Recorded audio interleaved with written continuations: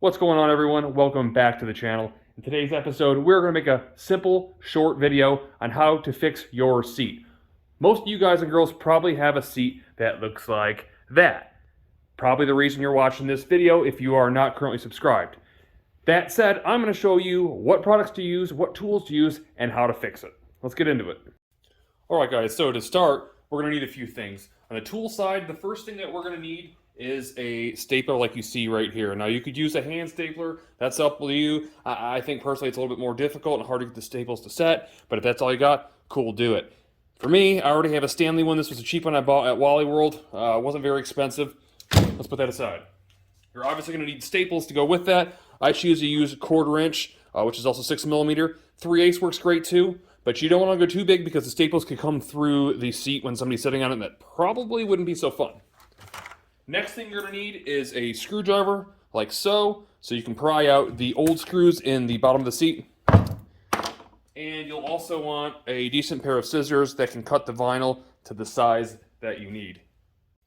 Alright, next step is choosing your vinyl. Now I have added a link below as to this particular vinyl right here, but what a lot of you are figuring out right now is that the vinyl that you choose, if you go to like a Joann Fabrics or buy online, is just a plain smooth vinyl, a marine vinyl, or you got like a carbon fiber style. None of it matches your factory front seat. And unless you're recovering the front seat as well, you probably don't want to use that stuff. So what I have found is what's called a Pantera vinyl, and it is basically a non-slip vinyl, very similar to what you see right here. Now I could not find the OEM branded style vinyl, which is probably the reason you guys are going to be happy that I found this. Now again, it's not an exact match. If you look at it, it's slightly different, but from a few feet away you can't tell the difference whatsoever. So our first step and what we want to do is get our vinyl cut. Now I bought this at a yard. It's like a yard by like 52 inches, so kind of like, I don't know, kind of 4 feet square in a way.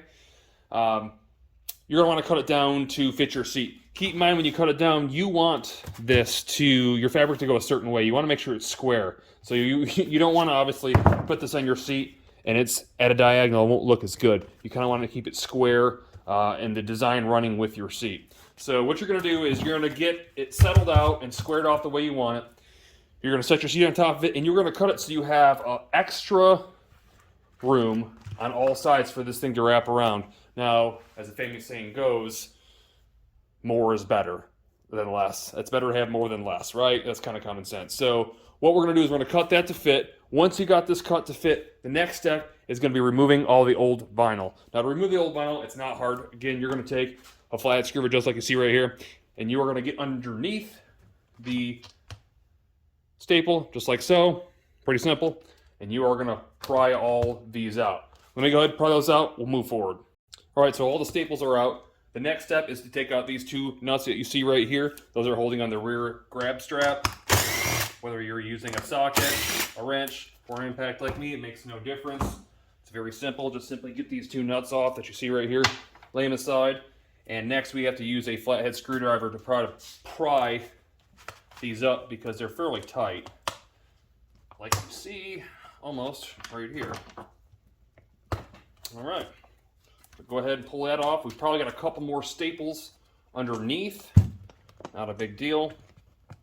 It might fight you a little bit, but everything should come off. There's your bracket. Make sure you keep your bracket the direction that you want it to go. And no, we don't have any more staples, so we should be able to peel. We do have two more. Let me get those out real quick. I'll peel this thing off.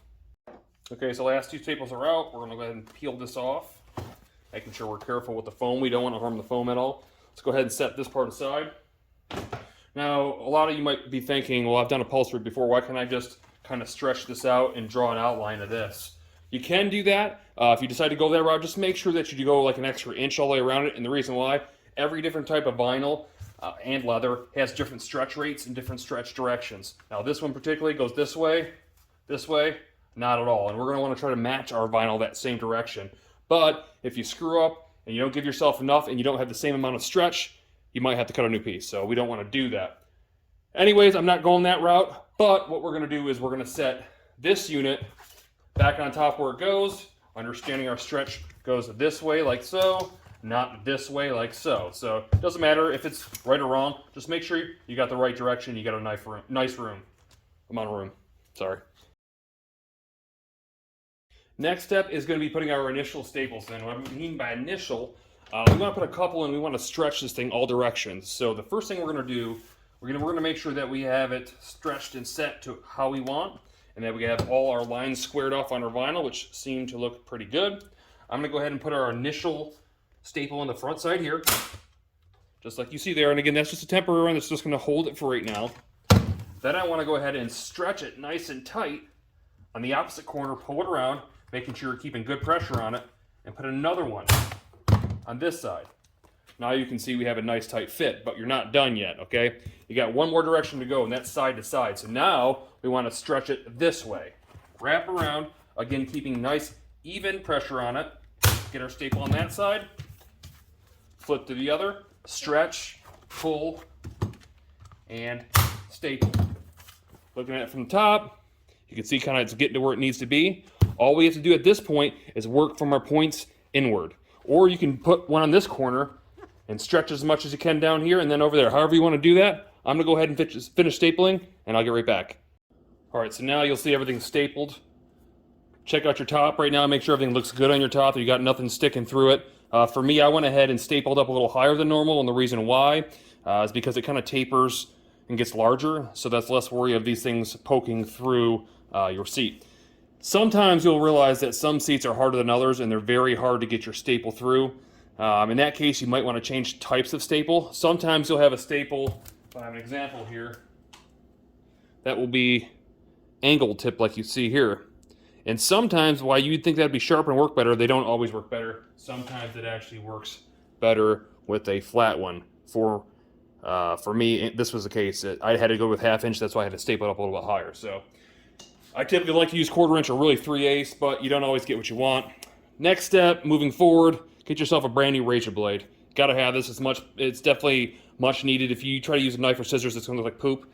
So you're just gonna go around and basically cut all the excess, giving yourself a little leeway just in case something was to happen and you needed to add some more staples. There's a good chance you may have to add more staples to get it the way you want it to look. Not always the case, but very many times it is. So go ahead and cut off our excess. Be careful not to cut yourself. It's kind of common sense. But we're just kind of cutting around this thing and getting rid of all the stuff that we don't want. So you kind of see the razor blade cuts it like nothing. Very sharp, very easy to do, and actually the perfect tool if you happen to have one laying around. So like I said, you might end up taking a little bit more off as you go through, and you might end up adding some more staples if you don't like the way some of the stuff is sticking up, which I will probably do.